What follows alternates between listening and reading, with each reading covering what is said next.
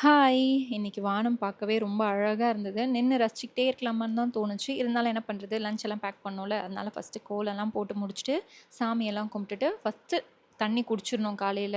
அதனால நான் நைட்டே இன்ஃப்யூஸ் பண்ணி வச்சிருந்தேன் சாஃப்ரான். அந்த தண்ணிய ஃபர்ஸ்ட்டு குடிச்சுட்டு, அதுக்கப்புறம் தான் பிரேக்ஃபாஸ்ட் செய்யவே ஆரம்பிச்சேன். இன்னைக்கு பிரேக்ஃபாஸ்ட்டுக்கு வந்து சாண்ட்விச் தான். லஞ்ச் பாக்ஸ்க்கு வந்து பேன் கேக். ஸோ சாண்ட்விச் செய்றேன் அப்படின்னா, இந்த மாதிரி புதினாவும், கொத்தமல்லியும் சட்னி அரைச்சுட்டு ஸ்ப்ரெட் பண்ணி தான் செய்வேன். செம்ம டேஸ்ட்டா இருக்கும். ஸோ பாப்கார்ன் இன்னைக்கு வந்து ஸ்நாக்குக்கு குடுக்கலான்னு சொல்லிட்டு, இந்த நாட்டு சோளம் வச்சு பாப்கார்ன் மாதிரி பண்ணி குடுத்துட்டேன். யூசுவலா நான் இந்த மாதிரி சாண்ட்விச்லாம் செய்றேன் அப்படின்னா, சுட சுட பண்ணி குடுத்து சாப்பிட வைப்பேன்.